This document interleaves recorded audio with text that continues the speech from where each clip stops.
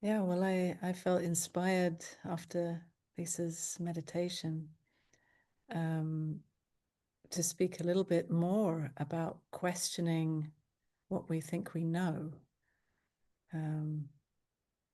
Because when we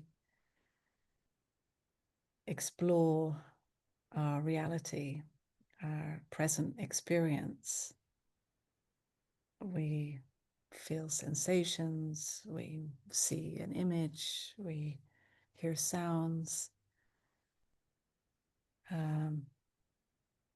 But the thinking, the thoughts may say that this means something about me, that this is my experience, or that this means that I'm good or bad, or more spiritual or less spiritual, that there's something missing in my experience, or I've got it, or it could say anything like that. And when we don't refer to what we think we know, when we don't believe our thoughts that attach meaning to whatever is here, then the reality is that we don't know much at all. That there is simply this present experience.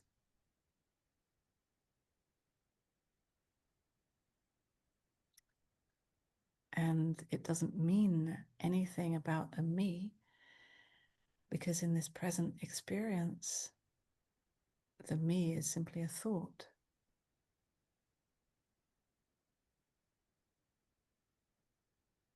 And without knowing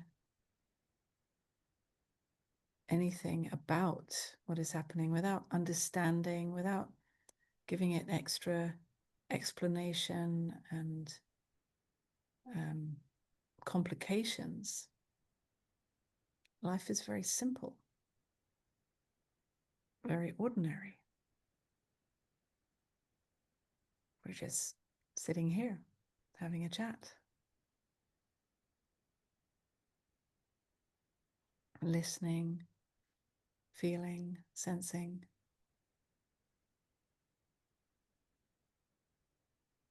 But usually the thinking says, this is not enough. I need more. I need something special. I need something for me, to give me something or someone to be.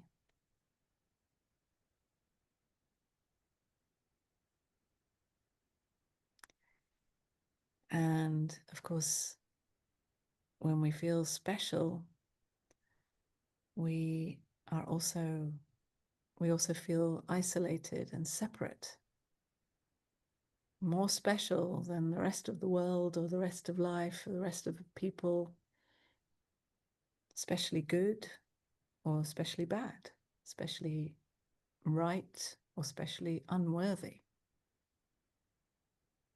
But whatever belief we believe in about this apparent me, it feeds this idea that we are separate.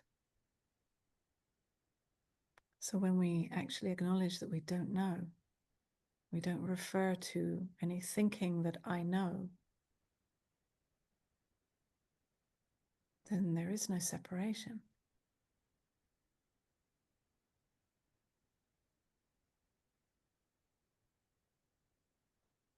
We lose everything that we think we know, everything that we think we have, all separate positions and identities.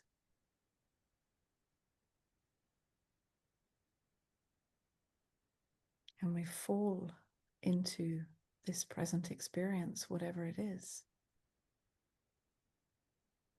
And I say fall because from the great heights of the mind, how the mind believes that I'm this or I'm that, it can feel like a fall, like a crash down to the ground.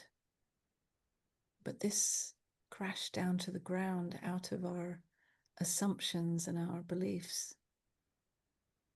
is what waking up is all about. coming down to the ground, waking up out of our ideas, our concepts, our beliefs, our assumptions, and meeting life just as it is, meeting the reality of it just the way it is.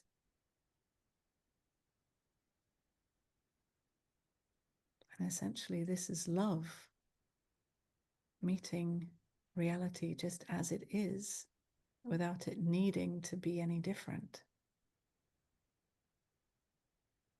Knowing that nothing is missing.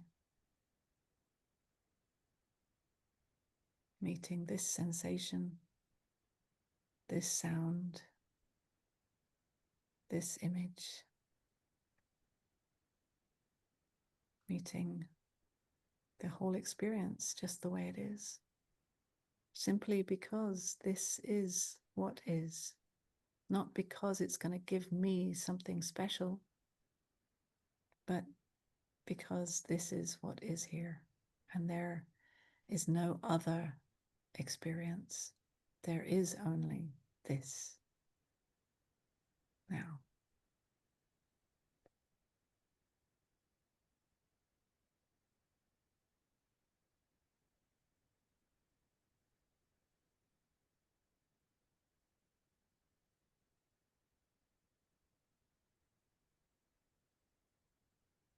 I'm happy to stop there and open it up to any questions or explorations, dialogues.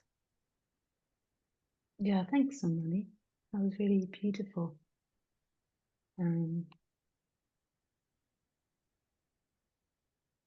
Yeah, I'm trying to work out how I refocus myself.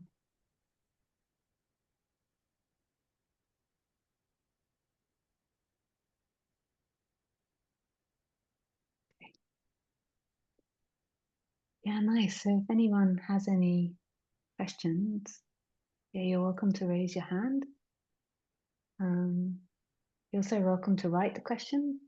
What I do on my Sunday stream is I do one hands up questions and one written questions and one hand up and one written. Yeah. I see there's a hand up. Hans. Yeah. Like to unmute yourself, Hans? Yeah. Hi, everybody. And Unmani, never heard of you. First time. Thanks for this. My question is about trauma. In fact, I discovered for myself recently, just recently, and I'm already more than 60 now, that there is a huge trauma and that's blocking me.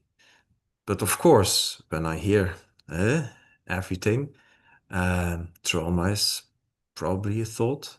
Even I am a thought, just a thought I heard you saying. So in a way, there is like a feeling I really need to do something about this trauma. Perhaps some more breath work, perhaps some more what a lot of things I'm trying to discover. But is that really true? Do I really need to do something about this? Or is it just another occasion to see the truth about myself, who I really am?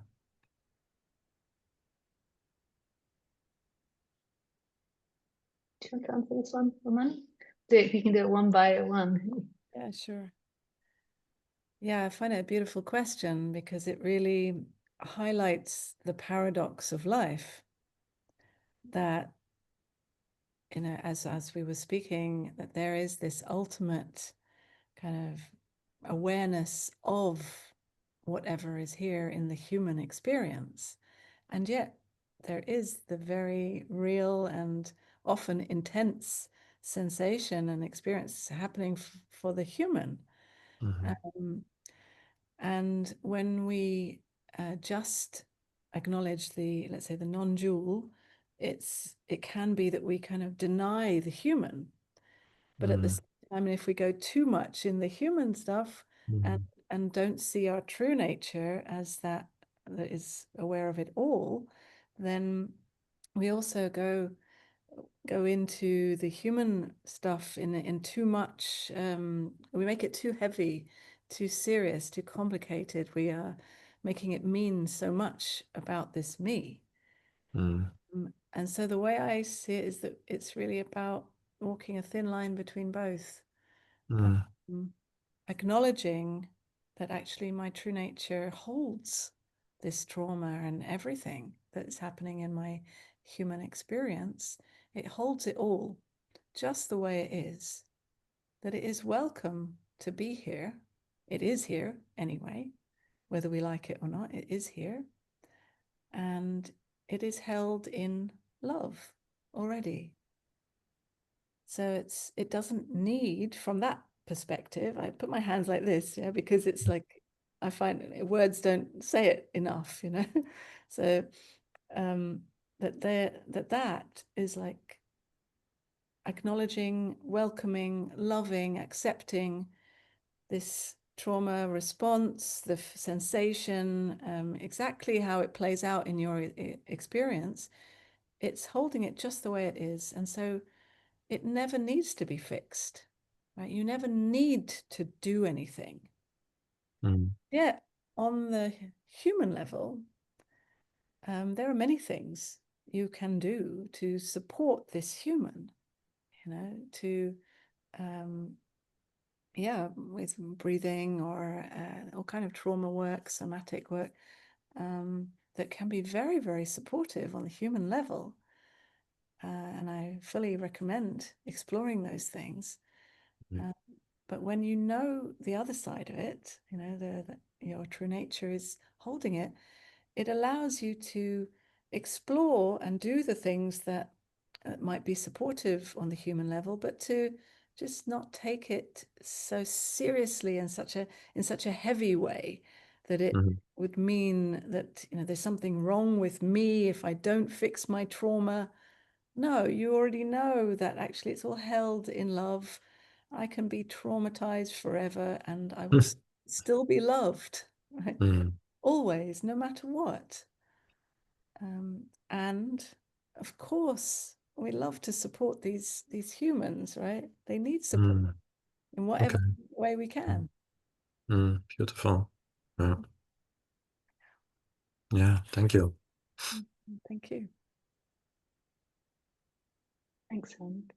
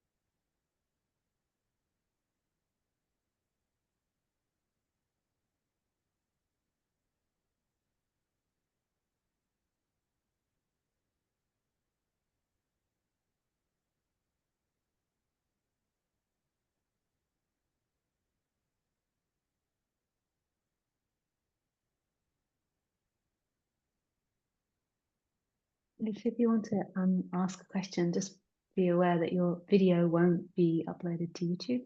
It's just the audio. It's also lovely to be in silence.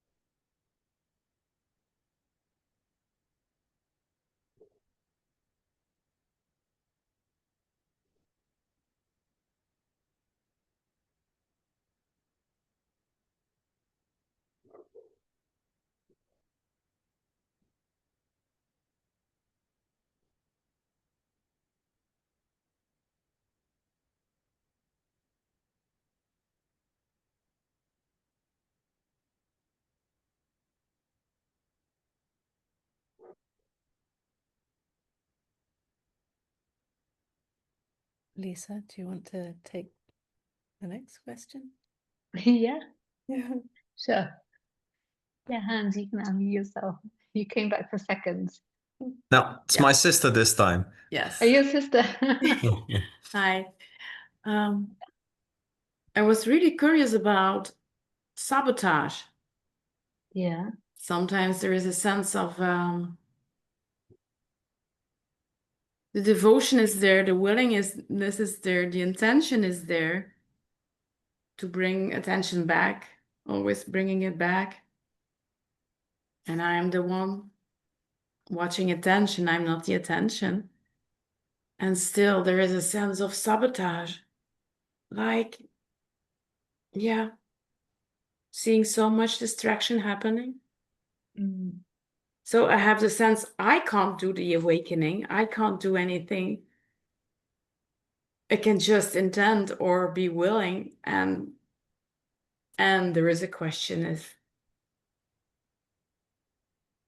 is sabotage possible? Is that? Yeah, that's an interesting question, right? Yeah.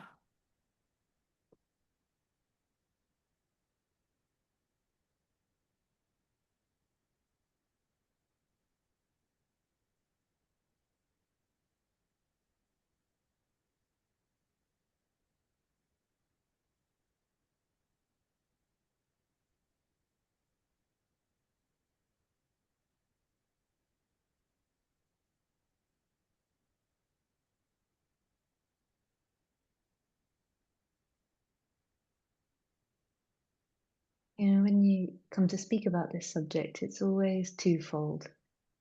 Like it's always, you say something and then you could equally, in some ways, say something that contradicts it completely.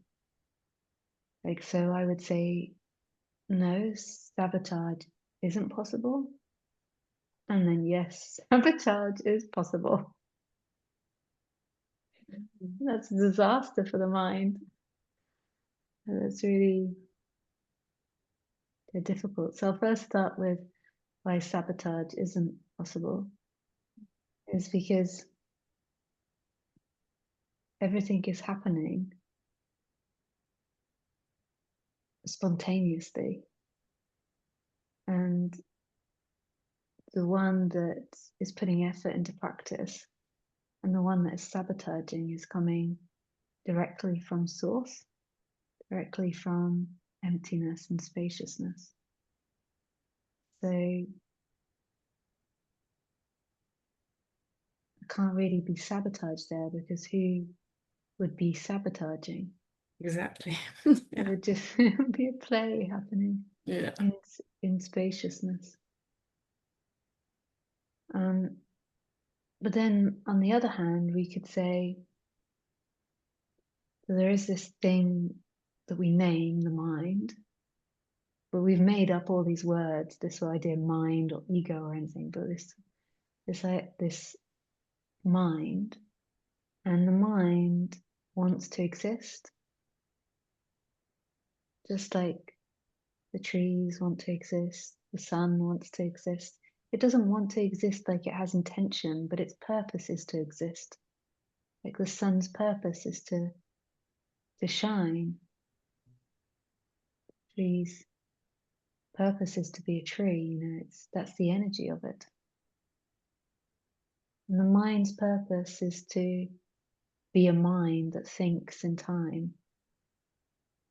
And so when this kind of awakening is happening, and when there is this dismantling of everything you think yourself to be, then this can drive the mind crazy. Mm-hmm. Because it's not that it's a bad thing or evil thing, or that it's doing something out of line. It's just doing what it's supposed to do, which is to be a mind which thinks in time. And what we're doing is a very special, I don't mean special, I mean unique thing. What we're doing, like self-inquiry and investigating who we believe ourselves to be, is such a unique thing. It's most of the world have never heard of it. And it's very specialized in that you're going beyond the mind. You're going to investigate what is there prior to the mind and prior to imagination. And so as you go deeper and deeper into that, it can create what might look like sabotage or hyperactivity or an inability to stay with things. So my recommendation when sabotage is happening is to try to recognize it. But first of all, don't buy into any thoughts that are beating you up. And then try to recognize this happening and try to change the strategy to something of body work. So rather than meditation or investigating who you are, try to do something that involves the body, that's physical. And that could even just be raking the leaves outside. Like, so it doesn't have to be spiritual body work. It can be something that involves the body, and just kind of take the attention away a bit from investigation and using the mind. So it could be raking the leaves, it could be doing TRE, it could be doing yoga. But first you have to recognize that you're going into sabotage. And then if all of that is difficult to do, then you could also watch a spiritual movie or something that keeps your mind on this subject. And then when you've got more time, you can investigate these habits and conditions that want to sabotage. Like give them a bit of intention and notice what's happening. Like, is it a nervousness? Is it afraid of peace? Is it afraid of silence? Is it afraid of being alone? Is it afraid of giving up something? Is there a strong emotion that's coming up? So that's the two answers, the two opposites. No, it's impossible, and yes, it's seemingly happening. Yeah, it's always the paradox. Yeah. Yeah, there's quite something. I mean, there's a lot of nervous system tension lately, so a lot is coming up. So I can see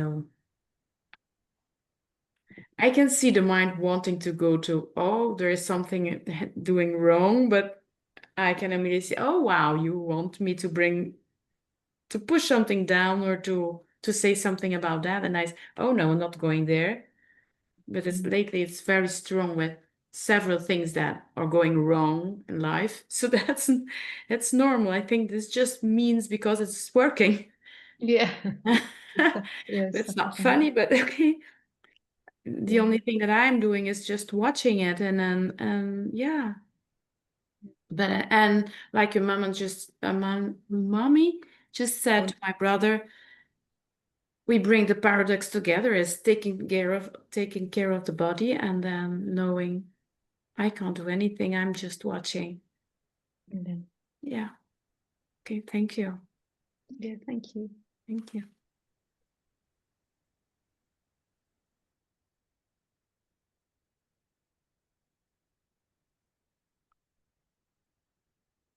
Darshan has a question, so you'd like to take this one, Unmani? Sure. Hey, I wanted to ask, could you just tell a little bit about yourself, about your background and what you were doing? Because I actually don't know anything. And maybe there are also other people here in the group who are also curious. Yeah, what you were doing, what kind of practices. Okay. Yeah, sure.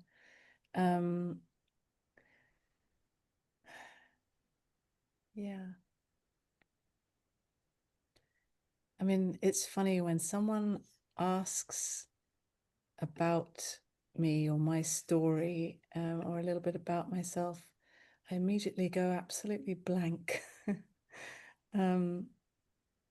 Because I have to kind of dredge up some old story and bring it here, which is fine. I can do that. But right now we're just sitting here, right? But yes,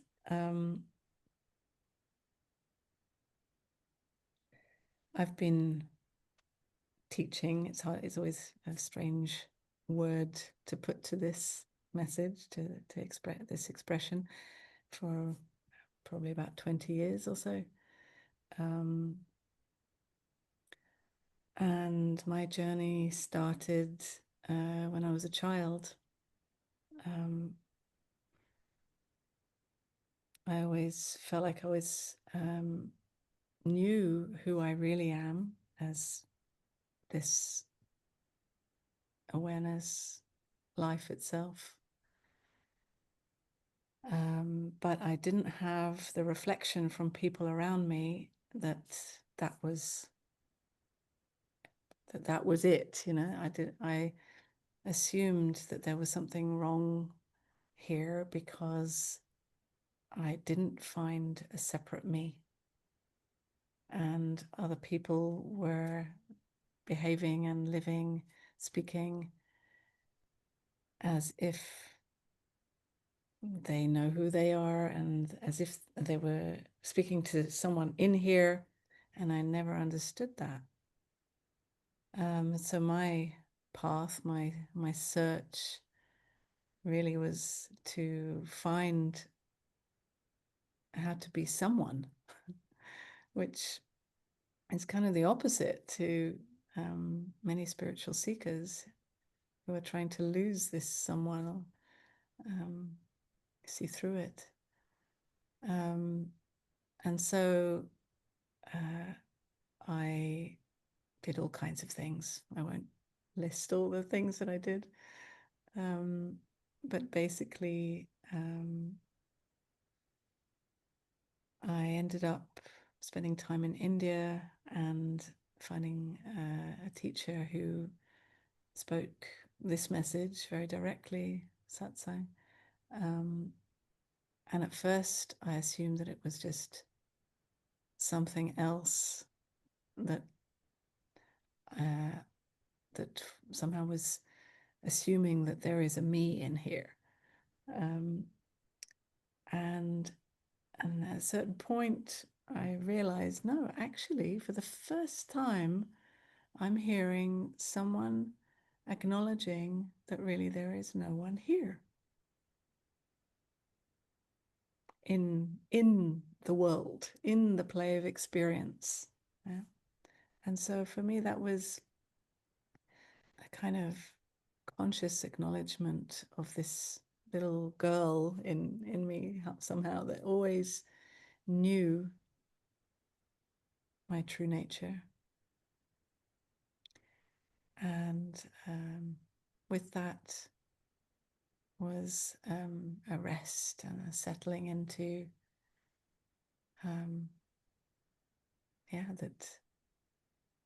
that what everyone else seems to be looking for, well, not everyone, but spiritual seekers seem to be looking for, is what has always been known here, and that's okay. There's no problem. There's nothing wrong. Yeah, and then began the journey of living it.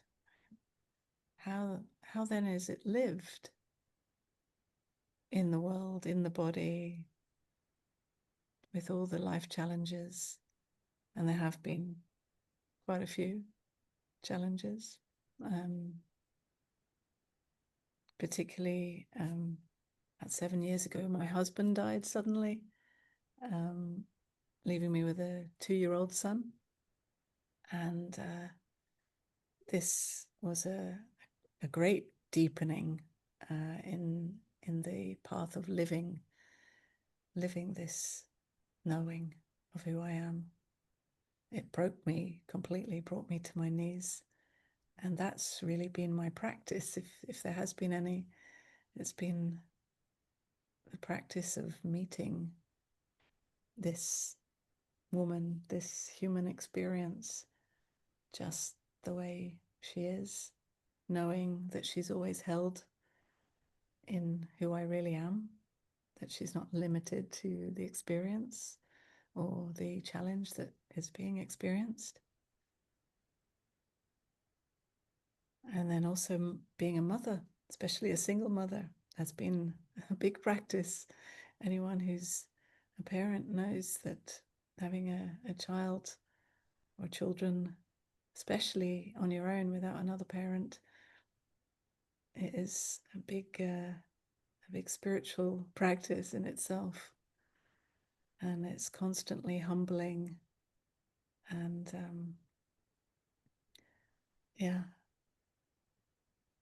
bringing up all kinds of sensations, feelings, questions to explore and meet. Yeah. And I'm living in Portugal. We are living in Portugal, me and my son. And I hold retreats and meetings and many things. So that's a little. And one follow-up question. Sure. What is the difference, or what's the difference for you between this like acknowledgement and like this realization or acknowledgement and living it?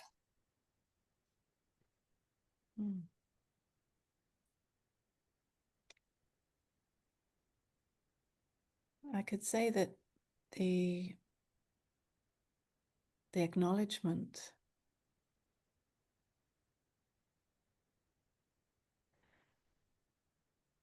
was like an invitation. Somehow it's hard to put this into words really, but an invitation for all the thoughts that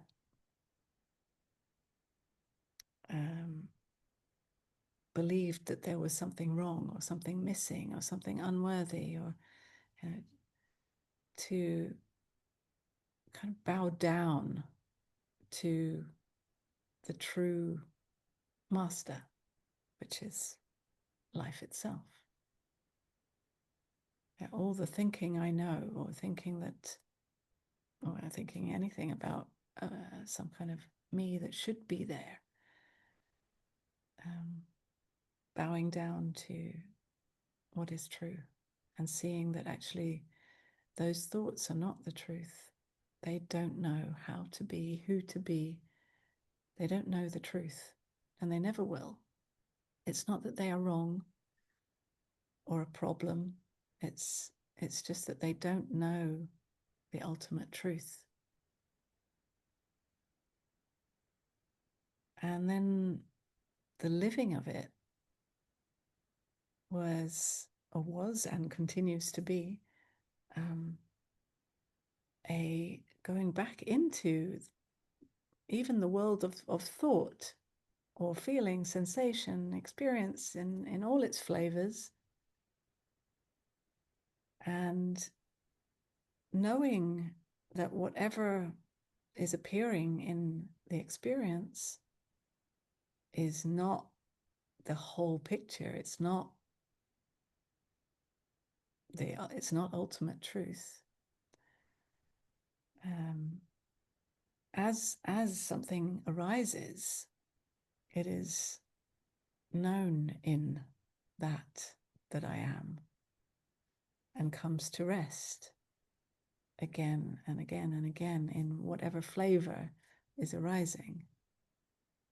And it's amazing how life brings so many different flavors and challenges and issues and sensations and interactions, and we're touched in this way and that way, and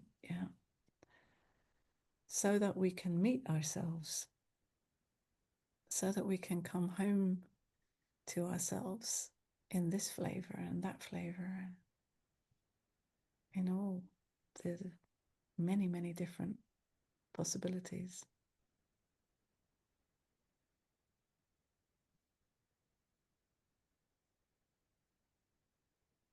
Okay. One last question, if it's okay. Yeah. You said that it broke you when your husband died and when you needed to take care of your son. And the first question was also about trauma. And you said that this was kind of deepening for you.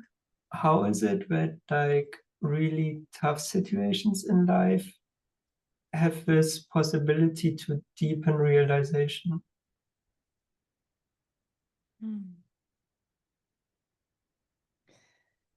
Well, I would say it's again that paradox, because on one hand, from the ultimate, nothing was deepened and nothing was needed to deepen at all. It was all already here. And in the lived experience in time for this human woman, it was another way to meet myself, another opportunity to meet any kind of sense of landing or security, any kind of comfort zone, and to see that nothing is certain, nothing is permanently secure in this play of experience. The only true security is who I really am, right? And also in seeing that nothing is secure, and losing the one that was so close to me and of such great support and intimacy. This broke my heart open, and that's, I guess that's what I mean about a deepening, that it brought this realization more like in the body, actually. It was very humbling, and in meeting that heartbreak, I felt like I meet heartbreak itself, not my personal heartbreak. Of course, it was also personal in a way, but it was also about meeting heartbreak itself that isn't mine or yours or anyone. It's meeting pain or grief, loss that all humans know at some point. And this opened me up more and more to compassion, to feeling and meeting and connecting in intimacy with people who are suffering, and knowing that I know that suffering, I know it very well. Yeah. So it's really about more and more living with my heart on my sleeve somehow. More naked, more vulnerable, more open. Yeah. But I couldn't have manufactured that, right? I couldn't have done that or created that situation, right? In a way, it was the perfect situation. Not that I would have chosen it, of course, but it was the perfect situation to break me open in that way.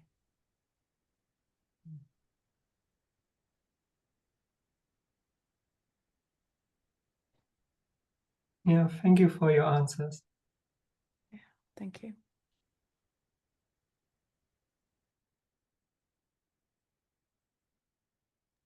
Yeah, thanks, Unmani. That's super beautiful.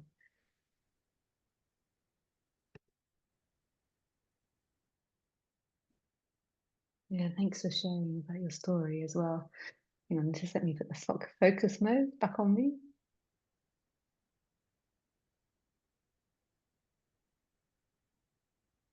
Here I am.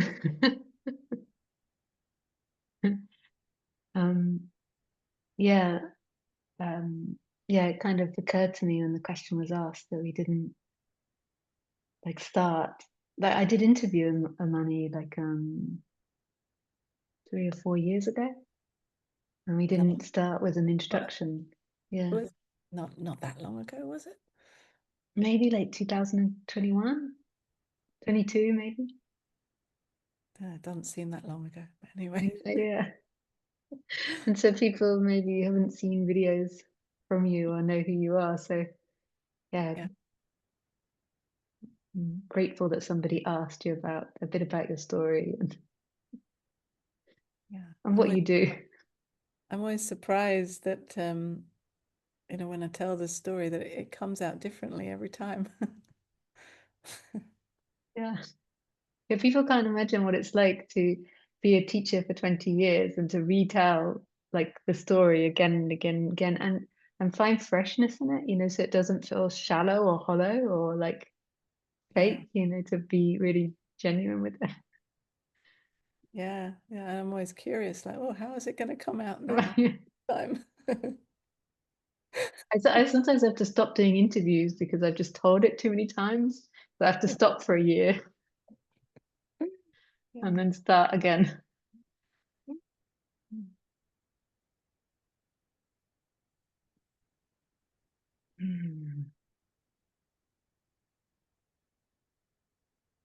When I first met Unmani, I'm disappearing down the screen.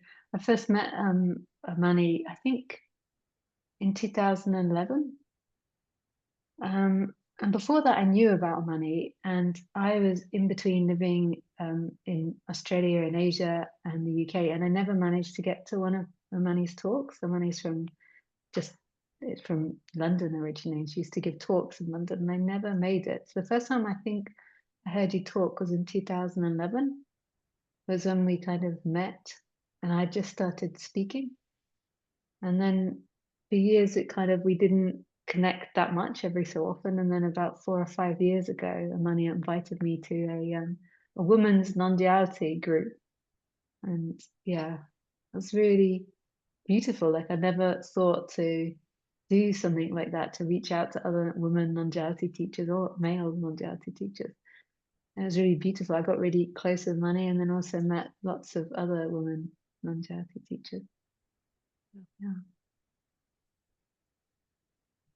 That's how we came to know each other. Yeah, and I see Hannah has raised her hand. So that's my turn. Hello, can you Hang on hear one me? sec. Yeah, I can. Just 1 second. Just Okay. let me unspotlight Unmani. I'm like doing all this. I don't know. I hope it works. Otherwise, I'm going to be doing lots of editing later. Okay, let me just go back to the other one. Okay. Hey, Hannah. I Oh, I I can't just see you anyway. Your screen's black. okay, well, okay, but well, thank you so much for this talk so far, Lisa and Unmani. Yeah. It's really beautiful, and yeah, thank you, Unmani, for sharing your story. It was really yeah, it touched me so much. Like, thank you really so much for sharing it. And yeah, actually, my question is now about like what is happening with me at the moment, like in like yeah, in my life and with this spiritual path.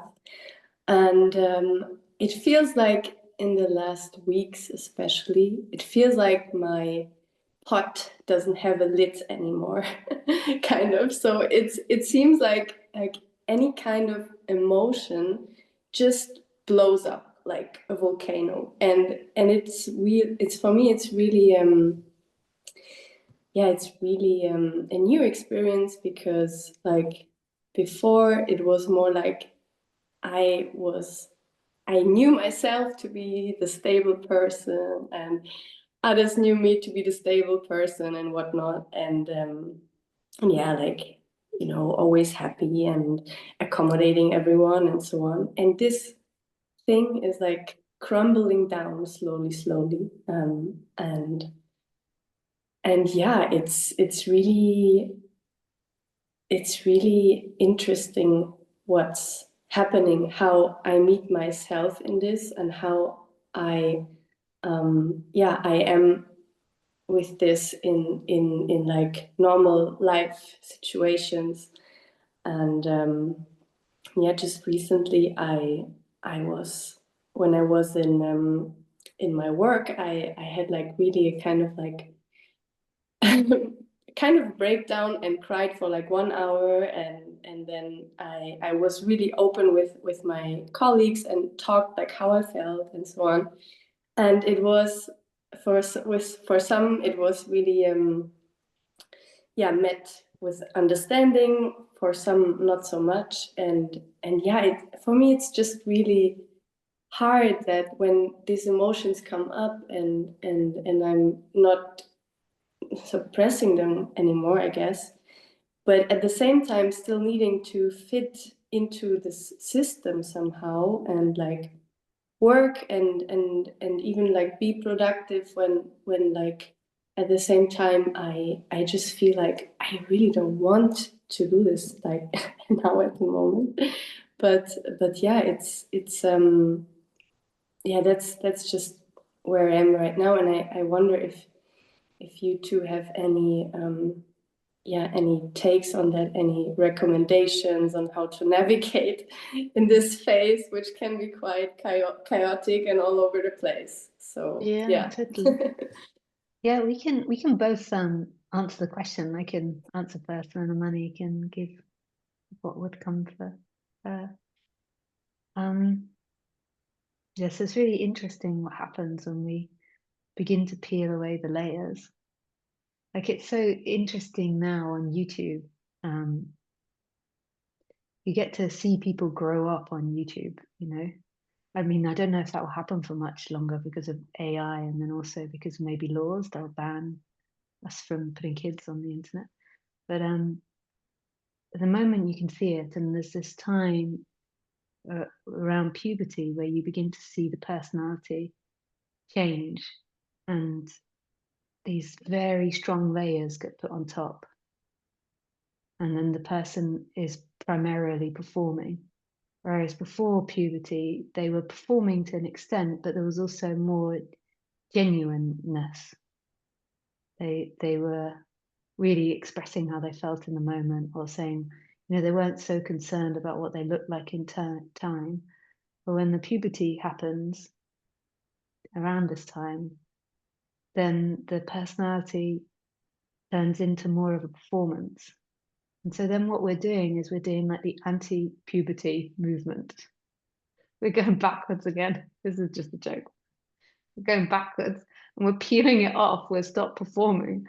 But then it's like a bit unpredictable, right? Like you're like, you peel off one thing and then suddenly there's a volcano, and then like, You never know what you'll get. yeah. And it is challenging, you know, carrying on being a mother or working or having a relationship. But it's also, these hurdles are there for a reason. Like with them, they will keep pushing you. So how Unmani was speaking about being humbled, like they push you to your limit to see any performance, anything that isn't being real, anything that isn't in line, gets really shown. You're like in a pressure cooker. So so I would see it like work is an opportunity. It's like a meditation. Rather than sitting all day doing meditation, you're going to work, and it's this new meditation, learning and investigating yourself. And the mind is a very cunning thing, because if you decided to go and live on a like Vipassana retreat for I don't know, 5 years, I can assure you after 6 months your mind will start telling you why it shouldn't be there, and how it's compressing, and like how you need a different practice and this isn't right. So the mind is always going to come up with this, and it's always going deeper. That every moment is an opportunity to see the illusions and to recognize self. And it is intense because you are peeling off the layers, and you're asking to be the most authentic you. And when you're the most authentic you get out of the way. In a way, you stop being a you, because you're just being, you're just responding, you're just acting. And I don't mean to reduce it like just, I mean it's like you're simply responding. You're not putting on this big performance of pleasing and helping and performing and trying to be someone. There's more these simplistic reactions appearing. So my advice would be to, you know, see it as your ashram. You know, don't see it as this work which you're being forced to go to. See it as your ashram. And that isn't my words. Like, if you follow me, you know that like I'm a fan of Ananda Mahima, and like this is something that she deeply recommended, is that, you know, the ashram goes everywhere. So if you she would call it a householder, but if you're a householder, then that is the ashram, and you serve everyone in your household as if they're God. If you're a worker in the workplace, then this is your ashram, and you're serving everyone as if they're God. You're interacting with them as if they're good. God. That doesn't mean you're letting people cross your boundaries or be abusive to you.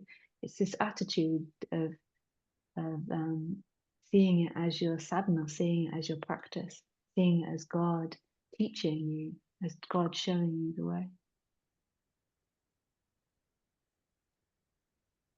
Thank you, Lisa. Yeah, pleasure. Maybe Unmani has something she'd like to add to that. Just hang on, let me re-pin your Unmani. Re-spotlight you and unspotlight me. I'm like, okay. Yeah. Yeah, well, I mean, Lisa, you said it very well. I mean, there's not much to add. I agree with everything you said. But yeah, I guess I can relate. Like, you know, life can be very chaotic and emotional and all kinds of things when we are touched by the different things that are, yeah, being triggered, right? And yeah, I found it beautiful what Lisa said, that that it is about meeting everything as your practice, and I feel like that's how I am also with my life with my son as a, you know, as a single mom, and all the drama that sometimes happens. That it is about seeing that that's the practice, to feel it, to see it as an opportunity actually to explore. It doesn't mean that there's something wrong with you if you are more emotional or more expressive or triggered, or it's just something else to meet, something else to feel, to look at with curiosity, not a kind of heavy thing. I need to explore it. I need to go, you know, uncover it seriously or something, but just, you know, with a light curiosity as you live more and more without the armor or the performance, as Lisa was saying, kind of the armor that we have built up in our lives for various reasons, right? And but as that softens more and more, it's uncomfortable and messy. But this is the invitation to meet it. Well, thank you so much. That was really, really helpful. Thank you so much. Thank you. Yeah, pleasure. I see there's another question for you there in the chat. Shall I read it for you, Unmani? It's specifically addressed to you. Okay. Yes. Question to Unmani. I've read that Unmani means something like Shiva consciousness. What does it mean to you, please? Would you like to share something about that? Okay. Well, Unmani is, I received this name. I was in the Osho ashram in India for a few years, and I took sannyas, which was basically a ritual where of great celebration and beauty, where for me, I know it has different meaning for many different people who take sannyas in that context, but for me it meant a manifestation, like in the world, a conscious acknowledgement of my absolute dedication, absolute devotion to the truth of who I am. And in that ritual, I received this name, and I had no choice over it. And when I first was given the name, I was like, "Ooh, that's a weird name. Not sure if I like that." And the meaning is no mind, or beyond the mind. The full name is Ma Chetan Unmani, which is consciousness beyond the mind. And, you know, I mean, for me, it was just a weird Indian name. But then after a while, it really grew on me, because it doesn't, for me, it doesn't carry any history. Right. My other name, my birth name is Lisa. Not Lisa, like Lisa. No, it's Liza. But for me, that at that point, that name somehow carried the history, the heaviness of that history. And taking on a new name was like complete blank slate, fresh start. I don't know who I am. Beyond the mind, of course, yeah, that's beautiful. But really the name or the sounds Unmani don't have any meaning for me at all. It literally just sounds that I tend to answer to. But now they absolutely don't have any meaning at all.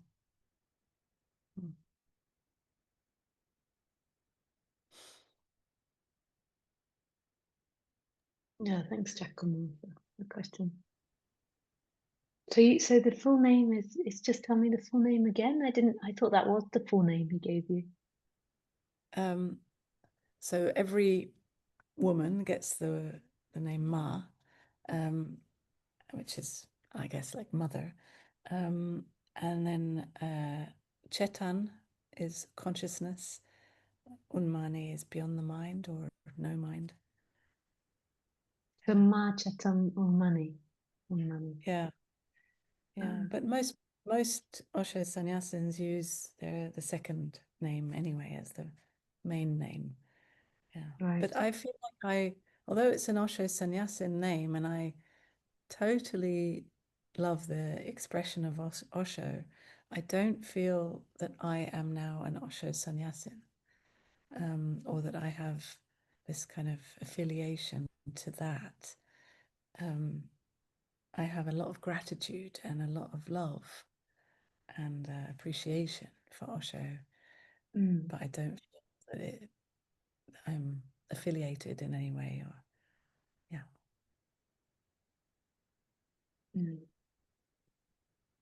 Yeah, same here. A lot of appreciation for Osho.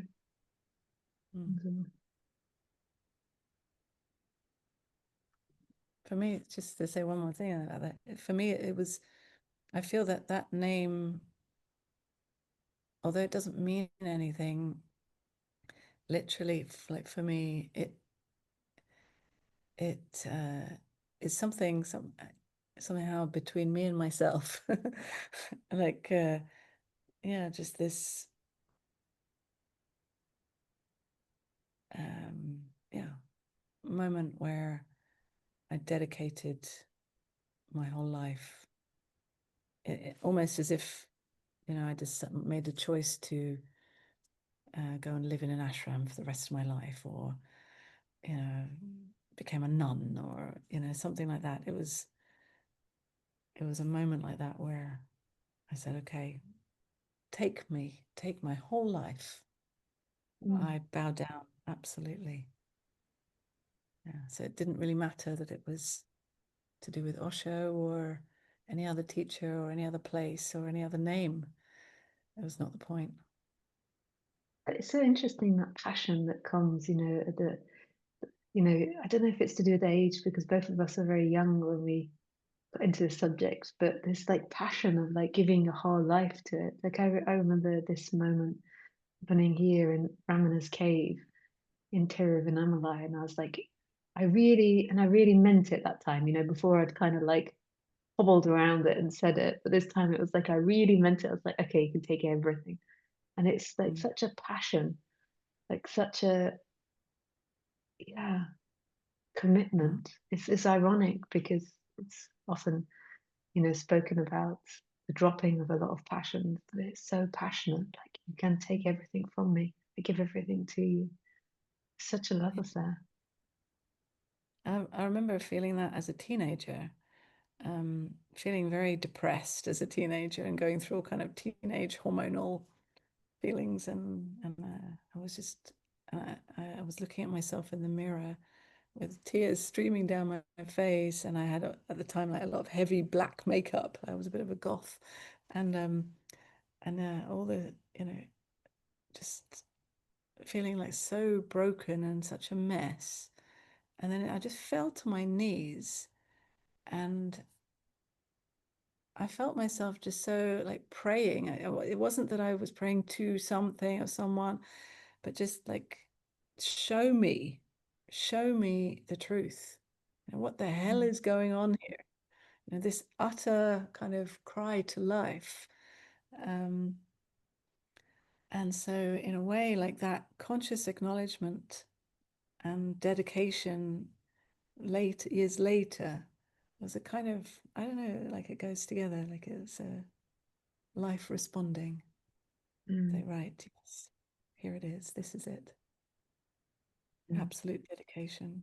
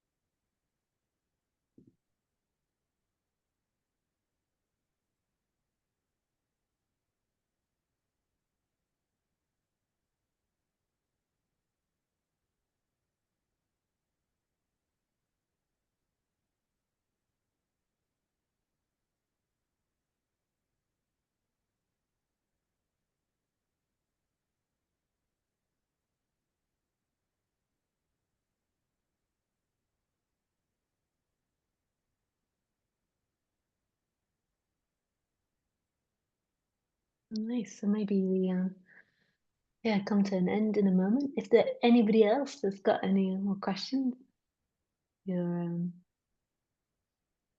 welcome to ask.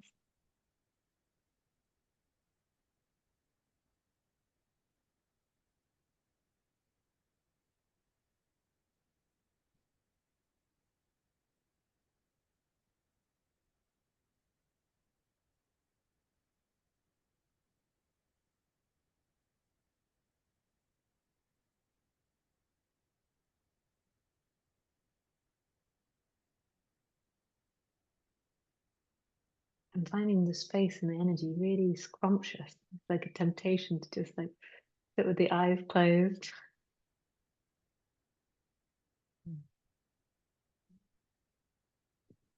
Yeah, so Mani, maybe you can tell a little bit about what you do in Portugal and yeah, like a little hard now at the end of the talk. We've got our hand raised. I'll just ask you about like what you do in Portugal in terms of you hold meetings there or and retreats there. Yeah. I hold retreats usually a couple of times a year here. Next one's in April. And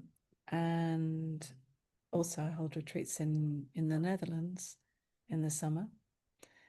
Because I used to live in Amsterdam, so I still go to the Netherlands once a year.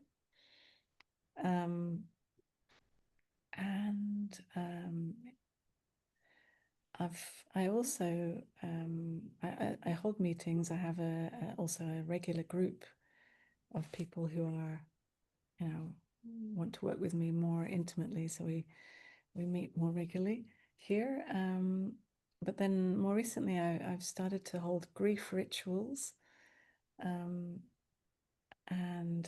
this has been so beautiful to start to hold this, and has become a big part of my work now. Also online.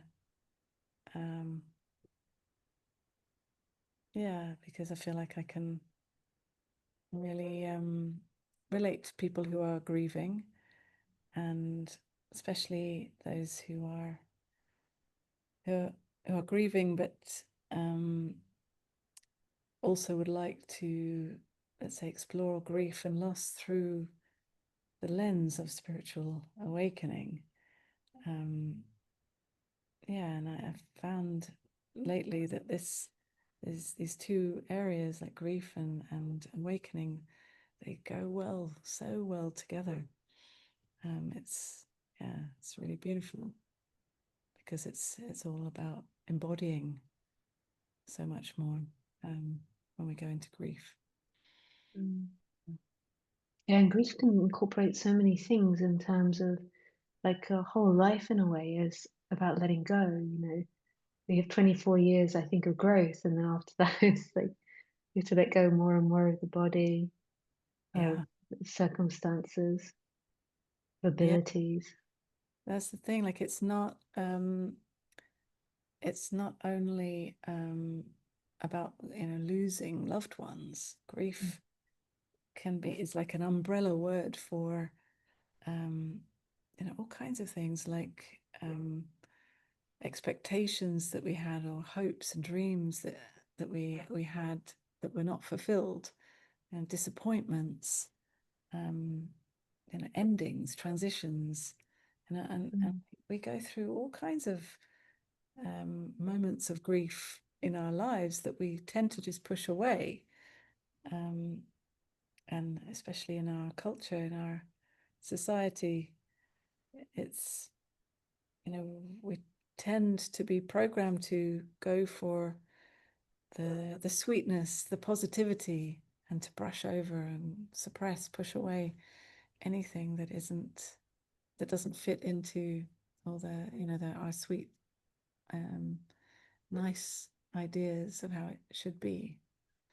So I feel like by incorporating grief into this journey of awakening, it is about acknowledging what's actually here, even if it's uncomfortable and painful, and meeting it without feeding the story of it, but still meeting it, yeah, in a raw and real way. Yeah. That's beautiful. And you do one-to-one sessions if people wanted to work on anything, but if something was in grief or wanted more privately as well. Yeah, one-to-one sessions, and I do a lot of online things. I have an online group. We call it the Love of Truth Community. That we meet regularly to work together. Sessions and retreats, and I have a new website now that has all of it on there.